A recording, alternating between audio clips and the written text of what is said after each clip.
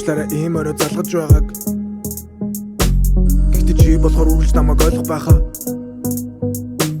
Жаахан хэцүү санагдаад ганцаараа алхаж байна.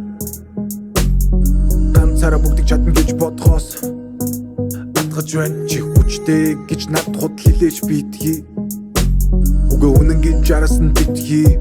Худал хилээж зүгээр хүсэж байгаа зүйл минь бидний хайр сэтгэл бүтхийг эцгээсээ галтаас олчихсан дог нэмэх гэсэн юм.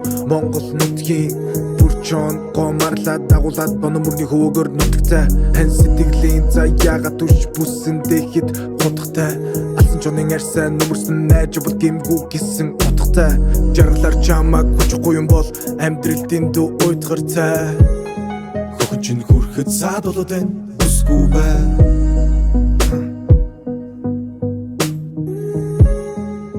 Надтай надуулах бол бүсгүй бай. Анхны Монгол бүсгүй бай. Анхны Монгол бүсгүй.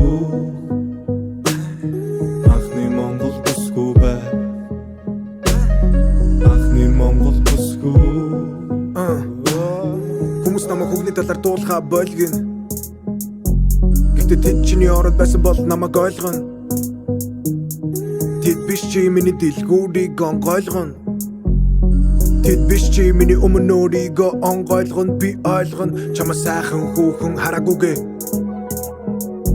Чи ухахаас чиний араас дагаад өгмөр. Тэд тэнийг начиг дурлаж чадахгүй дээ. Бид магадгүй дэлхийг сүнхийг хараад инээ. Бод байдлаа дуулж байгаа мэд магтаал шиг. Хамгийн өндөр зүйлсээ бусдад зүгээр өгдөг зах зээл шиг. Мөрөдлөөр амьдрал гэдэгдээ яг тэр чинь. Мөрөдлөөр гад инсепшн. Хөхөн чинь хүрэхэд саад болоод байна бүсгүй бай.